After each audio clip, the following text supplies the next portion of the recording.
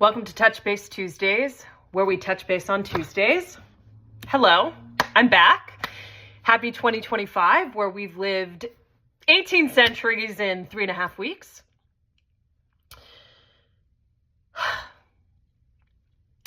The other day, I was thinking about The Program, which is probably my favorite sports movie of all time.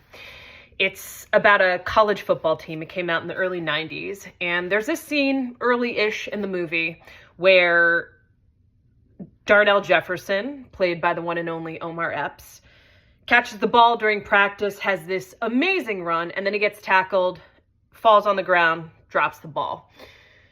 Lies there for a bit. Coach comes over and is like, "Are you hurt or are you injured?" And Jefferson's like, "Huh?"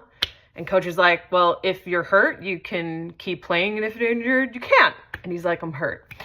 So he helps him up, and the coach hands him a football and says, "That was a hell of a run. It would have been a lot better for us if you held on to the ball."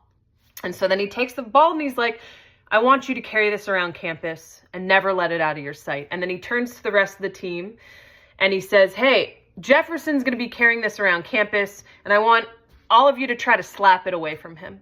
And then coach turns back to Jefferson and he says, "If anyone but you returns this to me, you'll wish you were never born." So a couple scenes later, Jefferson's in class and he's like lying, kind of half paying attention, maybe about to fall asleep on his hand here on the desk. And the football's right in front of him. And someone from behind him, presumably a team member, knocks the ball out. And it is mayhem. The whole team must be in the class. They pile into the aisle. They are like crawling to the front. Everyone's going for the fumbled football. And eventually, after this huge pile-on of players in the middle of the class and the professor clearly being like, "What the fuck is going on?" everyone moves away and Jefferson's got the ball. And he stands up and says something along the lines of like, "I dropped my ball," to the professor.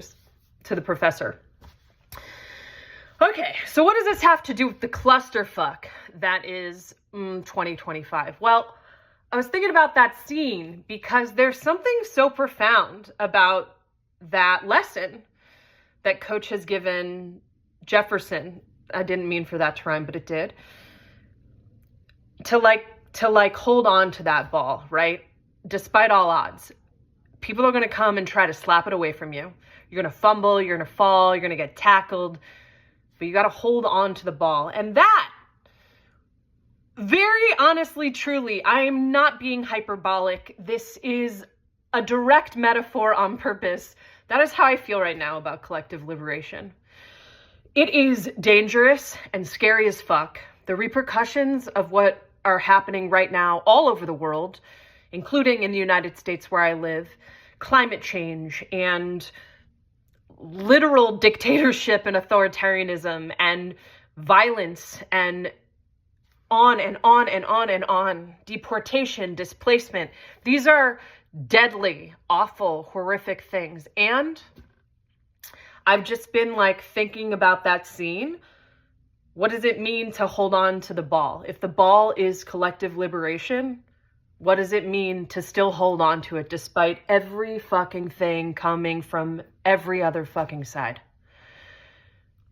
What do you think? DiBarty. Take care. It is good to be back and see you all again.